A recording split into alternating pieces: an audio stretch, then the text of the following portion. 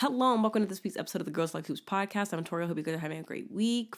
First things first, like, subscribe, follow me on whatever you're listening to this on to see updated on new episodes. Feel free to get in the comments, share your opinions. I'm going to try my best to actually respond to the comments just because it's going to be like the last episode for a while because I'm going to go on hiatus because I don't really know what's going on with the basketball world right now. But I'm going to be back. And if you want to know when I'll be back, follow me or whatever. But also, I'm going to let you guys know on Twitter and TikTok, as I always do. This Unrivaled, shout out to the Mist. First of all, amazing win for them. Great championship game. We're going to talk about all the playoff games. I'm going to be so honest. I don't know how I'm here right now. I really don't. It's like 2:43 a.m. And truthfully, these cramps have debilitated me. They've debilitated me. I got home before the game, like 2 hours before the game came on. I ate dinner and I was laying in the bed behind me, and I have been fighting demons. Heating pad on this stomach, like prayers up at this point. So usually I wouldn't come to you like this with a blanket around me, but I need her for like emotional support. I really wanted to make sure this episode got out. There was gonna be an episode in between this and now, like after the 1v1, but like there was just so much happening and it was really hard to break up the week for the games. And I was like, we might as well just not do nothing until like the playoffs. I'll post a playoff episode and then we'll call it a day. So this is gonna be like the last one covering Unrivaled. I was gonna talk about the season awards. Aaliyah Boston got Defensive Player of the Year. Felt like that was well deserved. First team all Unrivaled, I believe it's called, was like Paige and Kelsey Plum and Chelsea Gray, I want to say. And then second team was like Brittany Sykes and was it Alicia Gray? And somebody else. I don't really remember, but I felt like, those were some well-deserved things. All those players had some great seasons. Is there anything else I want to say? Oh yeah, the WNBA is so up in the air. There's CBA talks going on, and I'm not gonna say too much about anything. One, because like I don't really read too many articles about it, and it's mostly because I don't know. Sometimes I feel like some of the WNBA media they don't really give player first, and I think that's really unfortunate. And again, not all of them, but I will say like there's definitely some people who there's some places you can't get your news from all the time. And I think also there's a whole thing about the media creating narratives in a general sense, no matter like what the topic is, but in this case in particular, there definitely have been, some leaks here and there about things. And, just the media is really trying to sway the public perception on what's happening with these negotiations. And I don't like that. I don't like that. I think at the end of the day, I would love to see these players all have a united front. There's things coming out about different stuff, and I will urge people to maybe not just believe something just because somebody wrote it.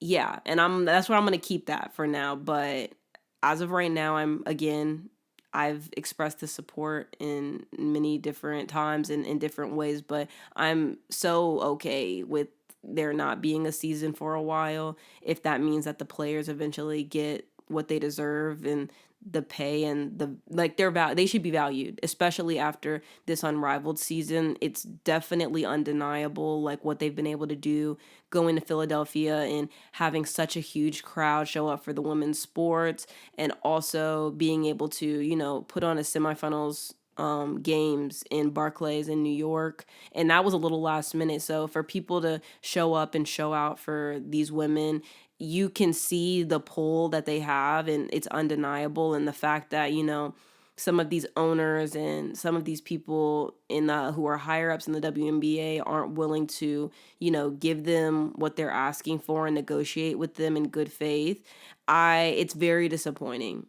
And I'm perfectly okay with not putting any money in anybody's pocket until, we see these players being valued and supported in the way that they deserve, with the proper facilities and everything like that. So whenever the players are ready to play and hoop, they will do that. And I personally feel that we should all be supporting them in whatever way we can. Obviously, we're going through our own thing as regular, everyday people with the economy, and especially like living in the US right now. There's a lot of things going on. So, I encourage everyone to stay educated and alert and, making sure you're watching your surroundings, looking out for other people, standing up for the things you believe in and everything like that. With that being said, let's get into the basketball. Round one, we had Laces versus Vinyl. The Vinyl beat the Laces 82-69, and that was a great day. It was a beautiful day. I've never felt the sun shine brighter after that day because I have not liked the Laces the entirety of the season, okay? Okay, one thing about me is I will stand on my hating. Okay, I'm gonna stand on it every single time. And when the Laces beat the Breeze, it was unethical. And even though it may not have been their fault, I have been against them ever since. Okay, I've wanted to see the Laces fall. I've never wanted to see somebody fall harder, and they did, and I thank God. I thank God for that. I thank God he answers prayers. Okay, sometimes he will clear a path. He'll clear a path. I think it's very interesting that the Laces have been in the topper end, higher end. That's better. I think it's very interesting that the Laces have been in the higher end of the standings, like both seasons, and have like lost in the first round. I think there's something there. There's a pattern recognition. There's a pattern to be recognized there, okay? But I'm gonna give them one more season before I start calling things out. But I was happy to see the Laces lose. I won't deny. I feel like, they opened the game. Nobody was playing defense well, not in a real way. It felt like they were just trading buckets, just shooting and running around. The Laces had the lead at the end of the first, and I was like, the Vinyl are going to have to come back strong. They're going to have to come back strong.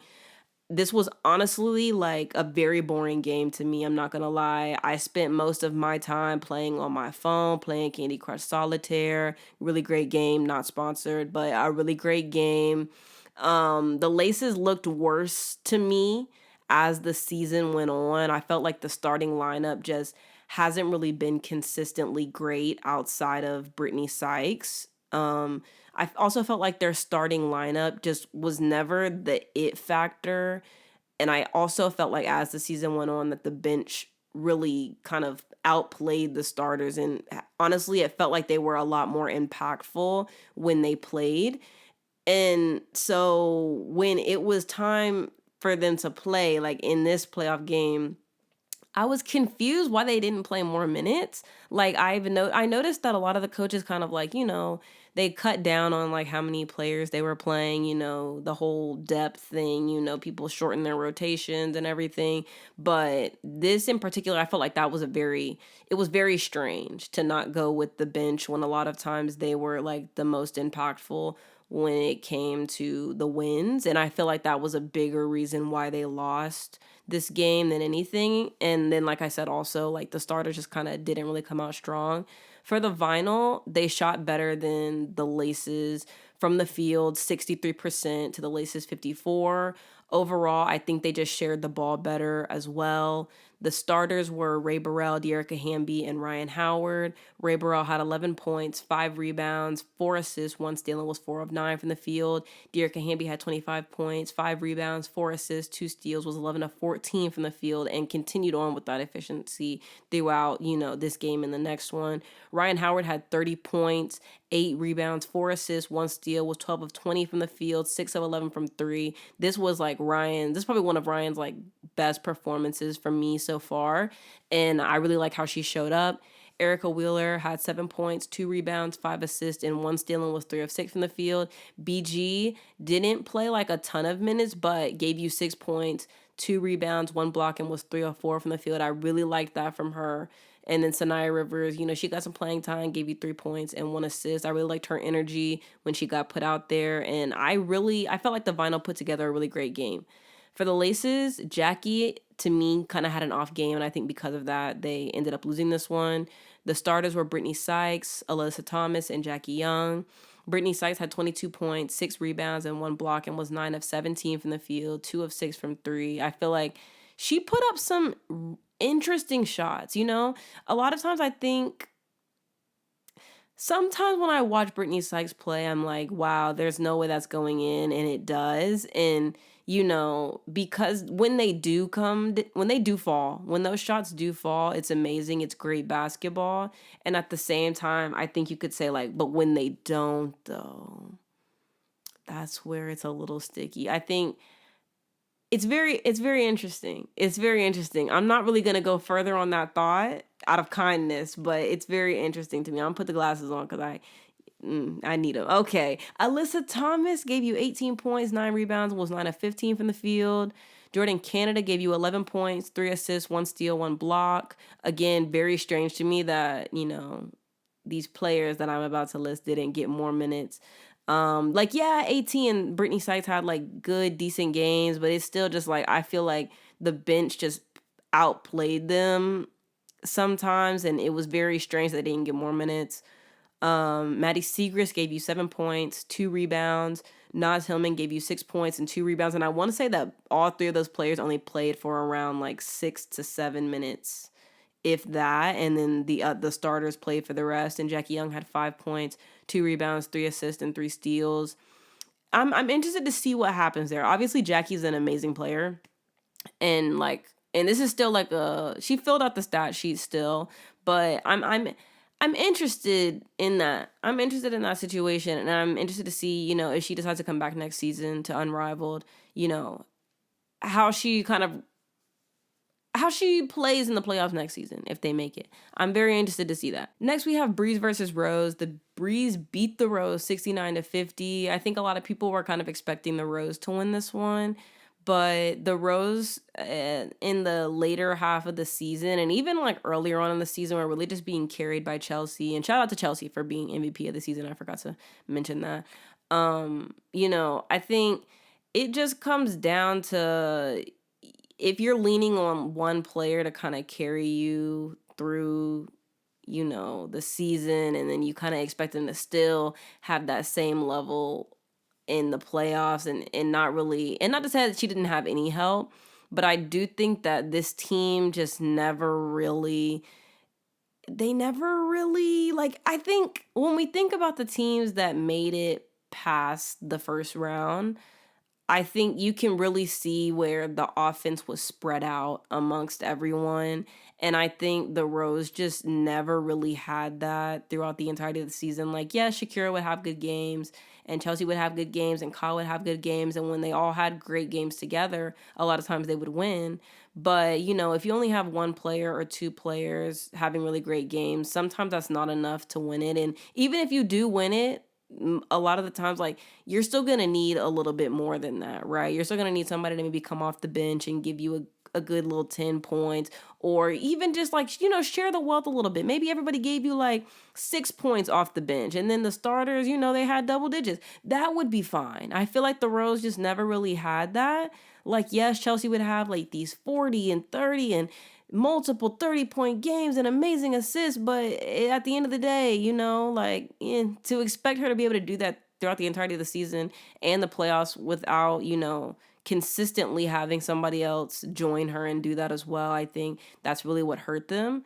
This team is typically 3 heavy, and the shots just never really fell this game. And then there was nobody to really pick up the slack. I think once Chelsea wasn't hitting shots, it was hard for anybody else to really step up. And then on top of that, the Breeze defense was insane. Like, they had some great defensive stops. They played hard. You know, they're young. They can keep it going, pushing pace. And I don't know. I just think the Breeze just played a little bit better. I will say I think the officiating, it was pretty lopsided. There were a lot of fouls called early in this game, and I really hated that. I felt like a lot of whenever there was 2 games during the playoffs, and even just like in general, I felt like the officiating a lot of times would really dictate the game. And I hated that. And I feel like that was another reason why the Breeze lost to the Mist. I feel like the Mist definitely played a good game. We'll talk about that later.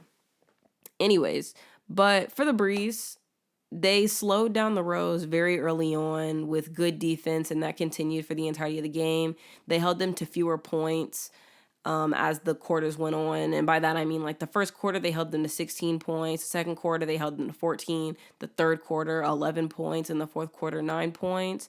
And, I think they just did everything well. They shot better from the field. They beat them on the boards. They made their free throws. Just an all-around great game from the Breeze. The starters were Paige Beckers, Rickea Jackson, and Dominique Malonga. Paige had 29 points, 4 rebounds, 2 assists, and 1 block, and she was 11 of 19 from the field, 4 of 5 from... I don't know if 4 or 5 is for free throws or threes. I don't know. I feel like was it threes? I don't really know, okay? I dropped the ball not putting which one, but... just trust me on this one. She was 4 or 5 from something, and that's good enough. Very efficient, very efficient. Then we had Dominique Malonga, who had 14 points, 17 rebounds, 4 assists, 3 steals, 2 blocks, and was 6 of 14 from the field. Amazing double-double from her. Rickea Jackson had 9 points, 5 rebounds, 3 assists, 2 steals, and 2 blocks.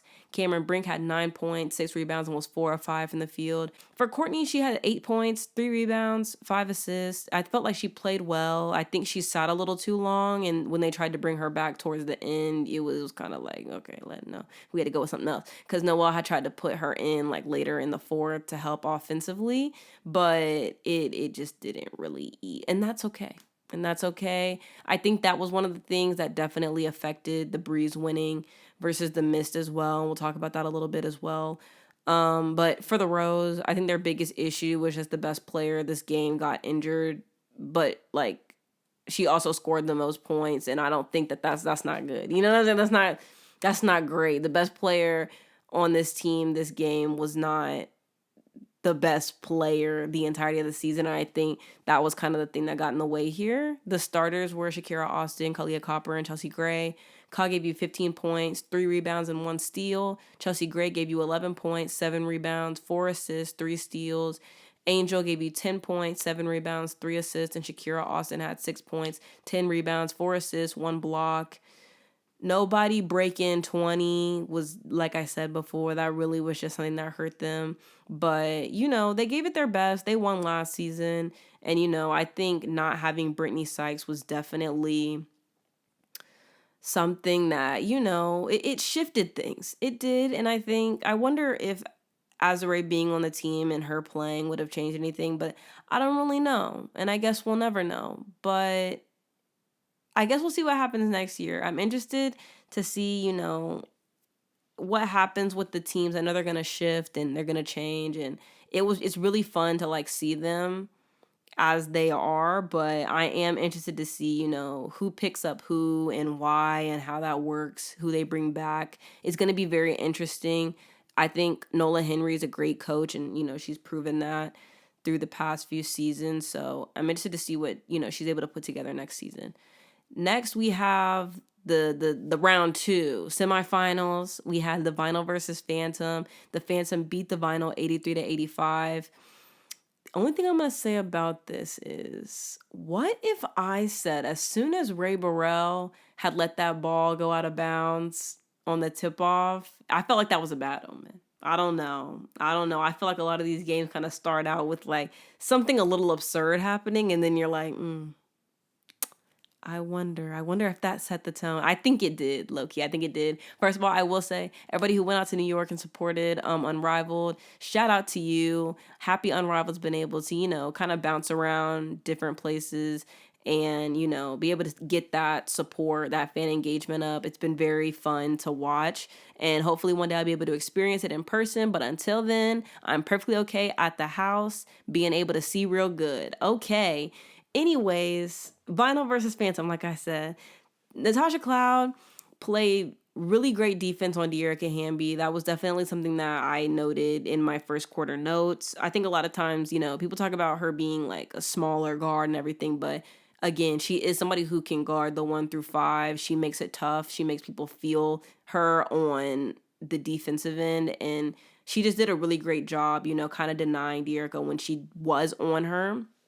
Tiffany Hayes, she was flopping a bit and smoking layups a little bit, but they still won a game. They still won the game, and she showed up on her end. So I'm not going to do too much on her, but I will acknowledge the flopping because it's the right thing to do, and I did it last year, and I'll do it again. Anyways, Kelsey Plum was in foul trouble early in the second half of the first quarter, but she still was able to go out there and perform and play through the fouls, and I really like that. Isaiah James, she looked like she had been playing with them all season, and I really enjoyed that. She has great energy, plays hard on both ends of the floor, and I hope that next season she's able to make a roster.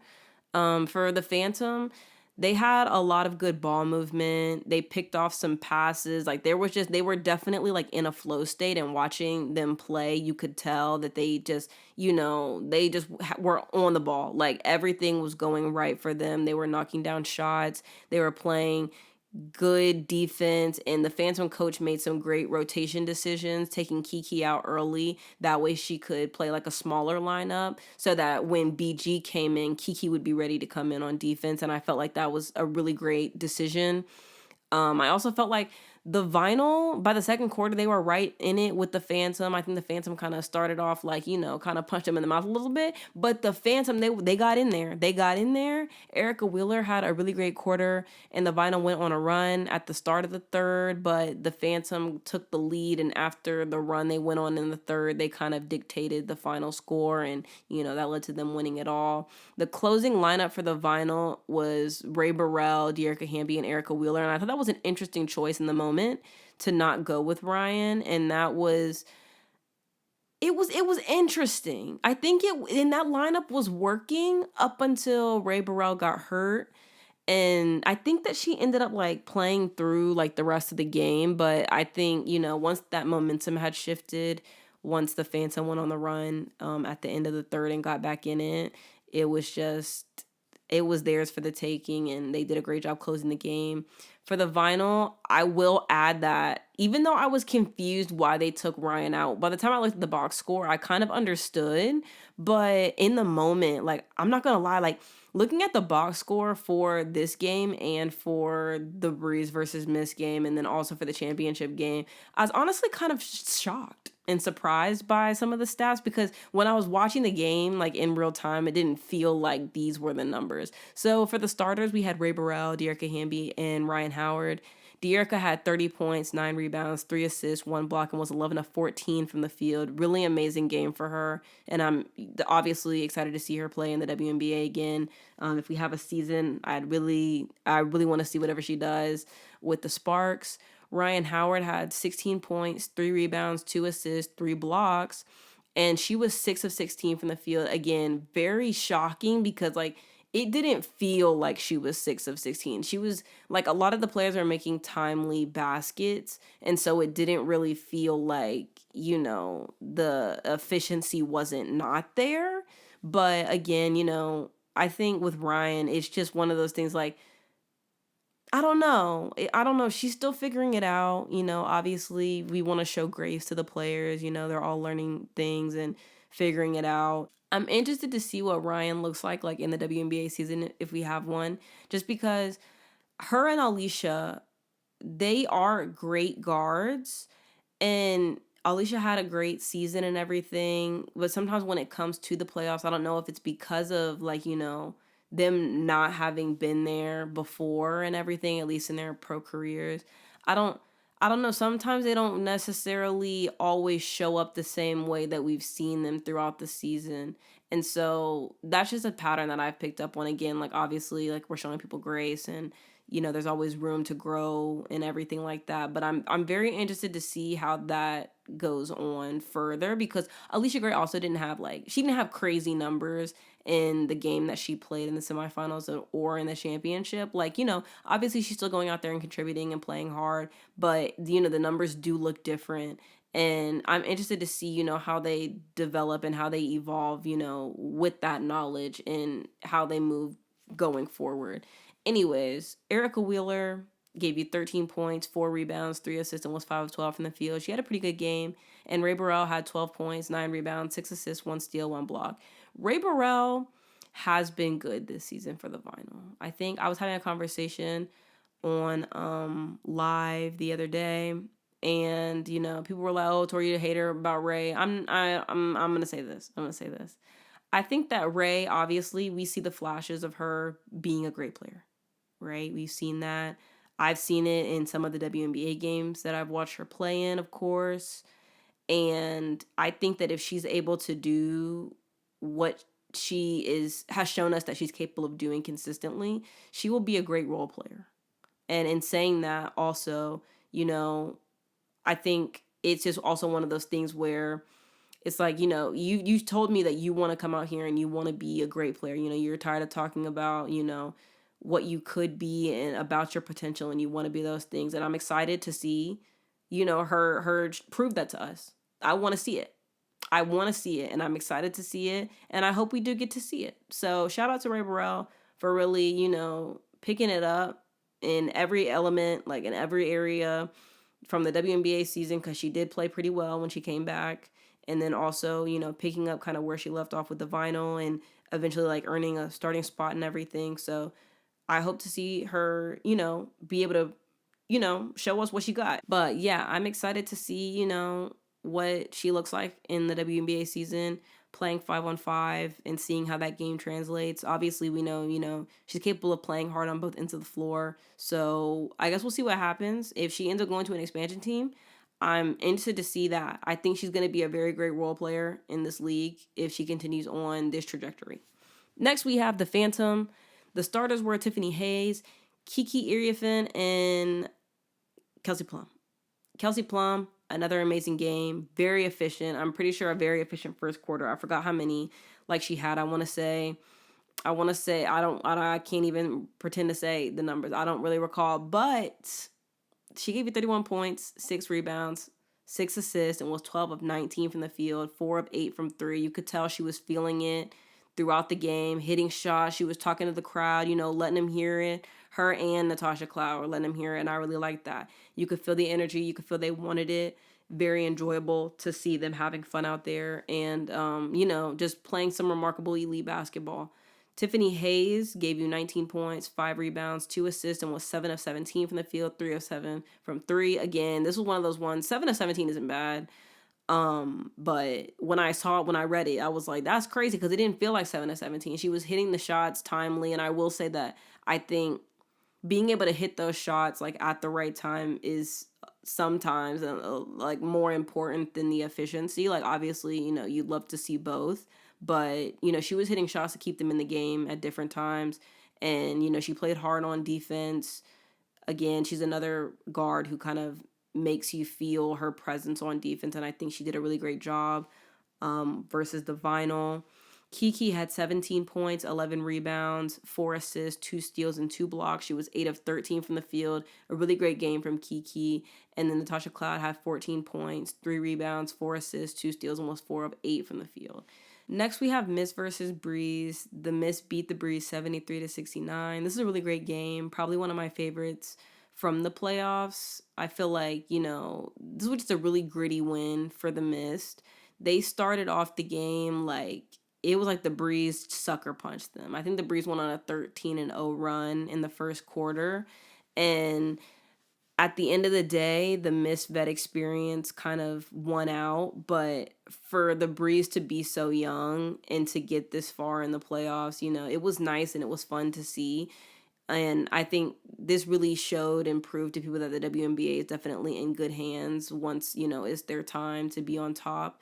These, like, those players, like, for them to have never played together before, they played with so much confidence and so much belief in themselves. And obviously a lot of that comes from, the coach and making sure that she's empowering them, but also just them, with each other. And just some great leadership seen there from Paige, and later on having some vet leadership in the locker room with Courtney Williams. Just a really great group, and I was very happy to see them play together, and I hope that at some point we're able to see that again. I don't know if it'll be an Unrivaled, but I'm hoping that at some point we'll be able to see some of these players play together again, because they looked amazing together on the floor. For the Breeze, ironically, they shot better than the Mist from the field. They beat them on the boards. had more stocks, but I think the turnovers got them in the end, and just not really shooting the three well. And they're not really a three heavy team either. A lot of people kind of pointed to the rotation being the reason why they think the Breeze lost. I think it was a mix of both things. I think it was the vet experience, and it was also the rotations. I think, that you could kind of tell that they were tired a bit, but again, I think it's one of those things where, I don't mind making an excuse for anybody. You know what I mean? I'm perfectly okay with it. Whether that's like an availability thing or an officiating thing, but sometimes, like, you do just have to play through those things. You have to be able to figure it out. You have to be able to figure out how to score despite, the officiating. You have to be able to figure out how to put together some good plays. And I think that sometimes with the Breeze, it was very hard for them towards the end of games to kind of put together good strings of basketball. And again, not to say that, like, they're not good at basketball or anything, but you kind of tell that later on it would be a little more difficult for them to find some offense. And I think also, just like with the defense pressuring Paige with the ball as the ball handler, I think them not really having anybody else, and honestly, like Noel not putting Courtney out there to kind of, get the ball out of her hands. I think that would have been helpful. But also, I know that some people on Twitter kind of talk about Paige and how she kind of passes the ball a lot, and how in some moments, those are moments where she needs to kind of put her foot on the gas and be the leader in that moment and take over. And the more that I watch her play, I haven't watched every single game that she's ever played, but I've watched a decent amount of her games. And right now, I just don't think that, I don't personally have a problem with her playing basketball that way. Like, it's something that it's proven to work because of the championship that she won with UConn last year. And having faith in your teammates is something that's important. It's something that a lot of stars and players aren't able to necessarily wrap their mind around, despite like however many years of basketball they play. So it's like, at the same time that I want to, like, that, like, I can see where people are coming from when they are critical of Paige in that way. It's also like, she's kind of shown that that's not the player that she is right now, and maybe that's not the player that she wants to be. And I don't have a problem with that. I think it's honestly very refreshing to see somebody, have so much belief and confidence in their teammate that they're willing to pass up something for them. Like, we already know that Paige is capable of doing, what she's capable of doing. We've seen her put up 40 against a team. We've seen her do a couple of different things. And again, I think that quality makes her a better player to me. And it makes it more enjoyable to watch her, for me personally. Like, yes, are there some times where I think that she's a little bit passive? Sure. I think obviously she's going to figure out that balance. And when she does, I think she's going to be unstoppable and it's going to be great. But I have absolutely no problem with her, like, believing that her teammates can hit a shot, or, like, believing that she can pass up something for something better.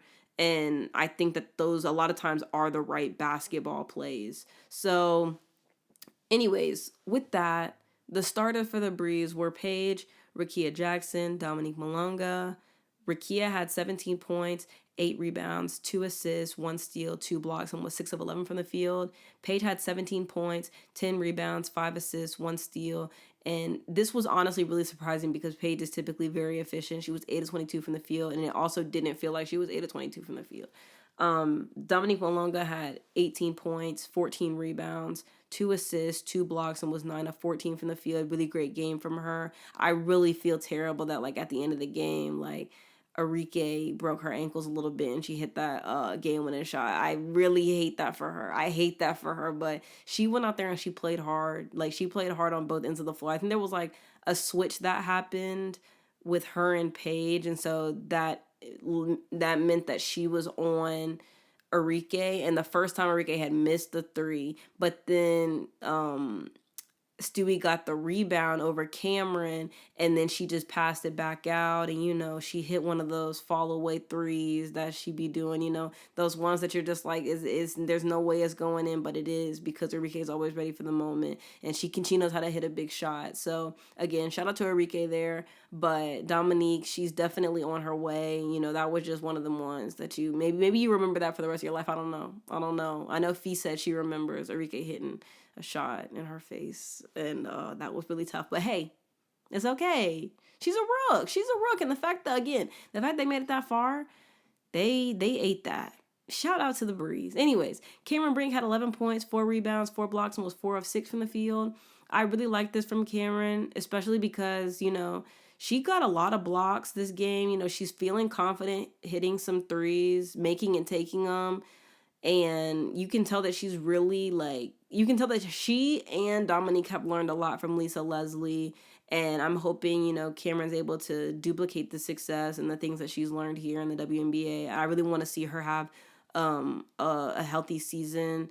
And I think, where that the Sparks are, they're in good hands. Once she figures that situation out, it's gonna get nasty for some people, okay? But Cameron has definitely shown a lot of growth, and I'm excited to see her in the WNBA. And then Courtney Williams had 6 points, 3 rebounds, 2 assists.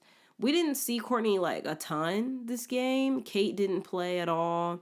Again, I think, you can say things about the rotation. I think that, the coach made the decisions that she felt were the right ones in the moment. I don't really know that I think if Courtney had come in later on, if that would have changed anything, just because she had sat for so long. I had felt like, if she was feeling warm or feeling good about anything, I don't really know if I believe, she would have been able to go out there and, get the offense going or change anything like that. Not in a big way. But yeah, like I said, really great showing from the Breeze. Really happy for them. Very pleased with the way that they played.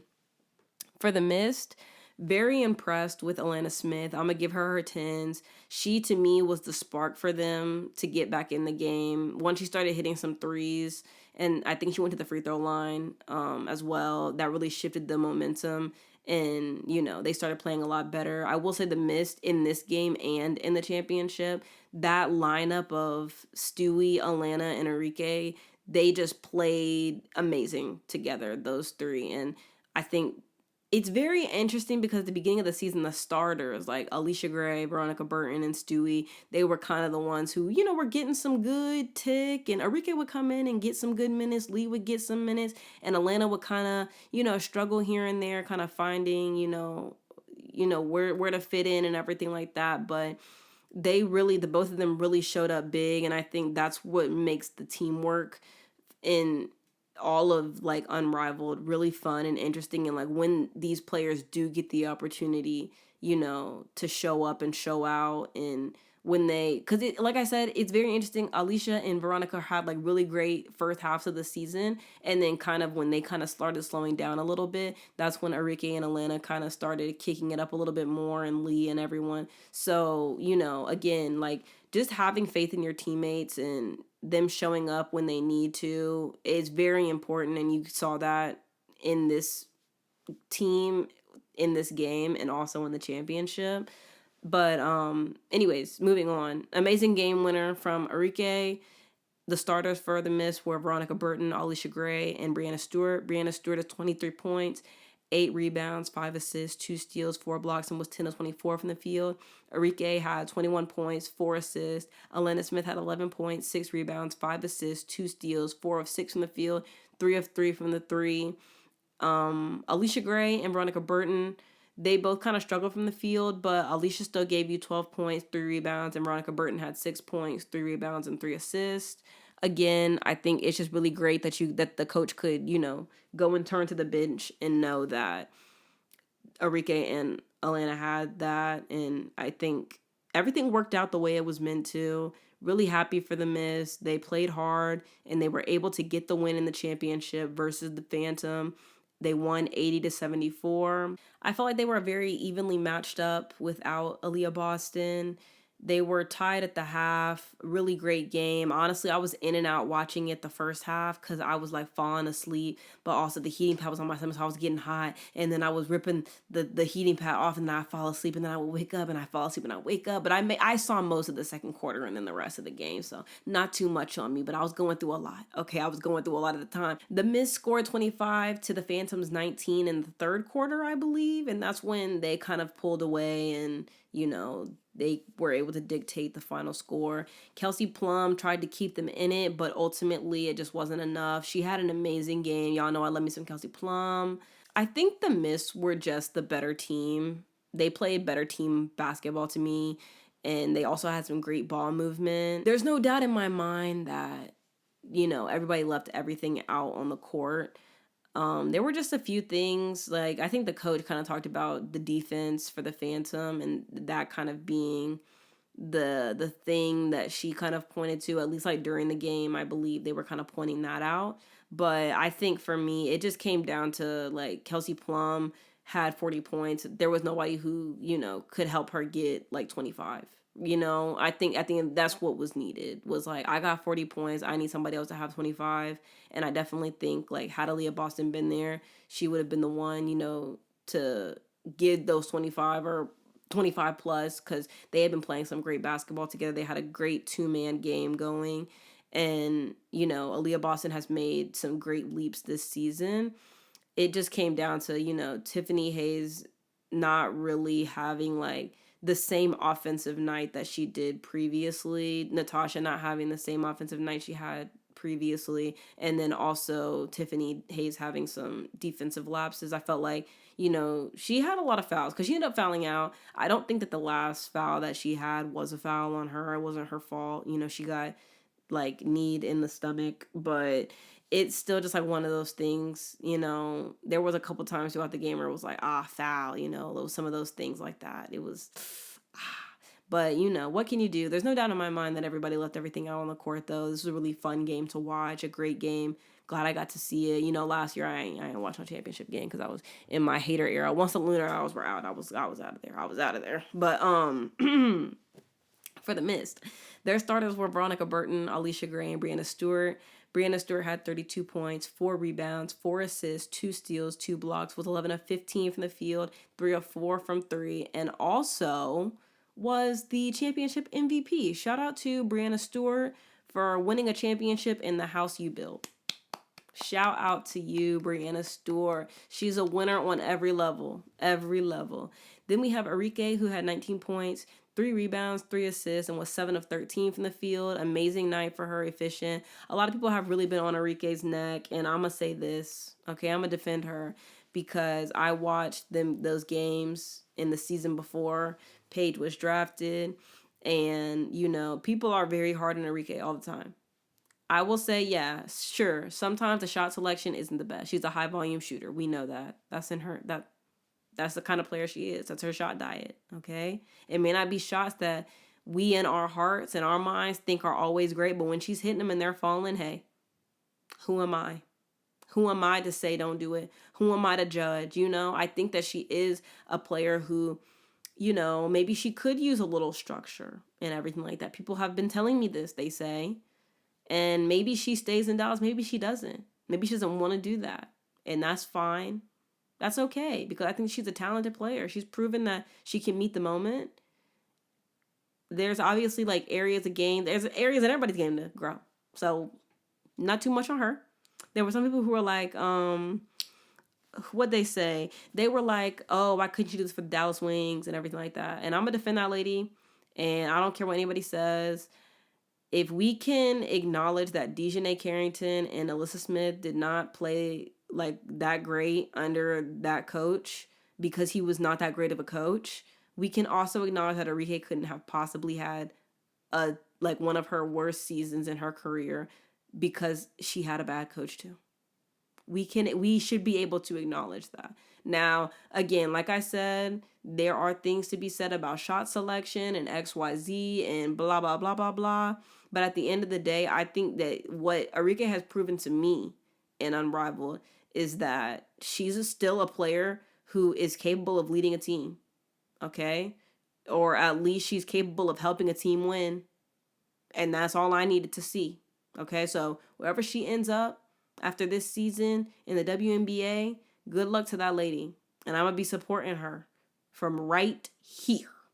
Anyways, Alana Smith had 11 points, 6 rebounds, 2 assists, 1 steal, and 1 block, and was 5 of 7 from the field. And that is exactly what I want to see. Alana, keep your talents in Minnesota, sister. God help, please, please. Please, God, have her stay in Minnesota. Clear a path. Clear a money path for that. Allow it to happen. Anyways, Alicia Gray, 12 points, 5 rebounds, 3 assists, 2 blocks. We won't talk about her field goal percentage or like her field. We're not going to do all that because I don't really want to. But again, you know, she came in there and she played some tough defense. You know, they put her in there towards the end of the game and she showed up. You know, she did what she could. And, you know, she wasn't a bum out there, so I'm not going to even do too much. But like I said before, that thing I said, we're going to keep an eye on that. We're going to keep an eye on that. Anyways, Veronica Burton, 6 points, 2 rebounds, 5 assists, 1 block. I'll take it. Champions. Champions. Then we have the Phantom. Their starters were Tiffany Hayes, Kiki Iriafen, and Kelsey Plum. Kelsey Plum gave you a 40 ball, 6 rebounds, 5 assists, 1 steal, was 14 of 21 from the field, 6 of 7 from 3. KP, if you want to come to Minnesota, I'll have you, okay? I will have ya, okay? Nafisa, come play with Nafisa and them. It's going to be great. You've shown you can play some good defense, and we need your scoring. So, if you want to make your way to Minnesota, I'm not against it. I would love to see it. I would love to see it. Starting point guard, no less. Think on it. Anyways, Kiki gave you 13 points, 11 rebounds, and was 6 of 11 from the field. I feel like she did a great job coming in and, you know, playing hard when AB went down, especially because, you know, there were moments when she didn't always get like a ton of minutes or anything, but, you know, they kept pouring into her that confidence, that empowerment, and you can definitely, you know, see that it paid off. She played well against Stewie. Tiffany Hayes, she held her own. Tiffany Hayes gave you 12 points, 5 rebounds, 4 assists, was 4 of 10 from the field.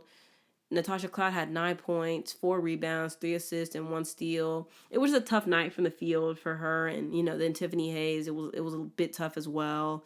Like I said before, had a few defensive lapses here and there, but at the end of the day, you know, like I said, I feel like everybody left it all on the court, and they gave it their best. Shout out to the Mist. Enjoy that championship. And again, thank you guys so much for your support. And I'm hopefully going to be back for the WNBA season. We'll talk about the drafting and everything and all those things. And I'm going to try my best to really like watch those games this season. Like I'm very committed to it. I at least try to watch 1 game per week from every team, but I'm definitely going to watch as many as I can just because I want to be able to, you know, give you guys the analysis that I think is worthy of your time to listen to. And I never want, you know, the quality of the podcast or these episodes to, you know, not be something that I'm proud of. Otherwise, I just won't post it. But yeah, I'm excited for what's to come in the future. Hopefully the WNBA season's coming and these players, you know, get what they deserve. But if not, again, a strike. And in that case, we'll figure something out about this podcast in between then. But thank you guys so much for your support.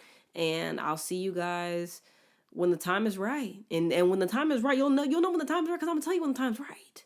Yeah. Okay, I'm going to see y'all. Bye.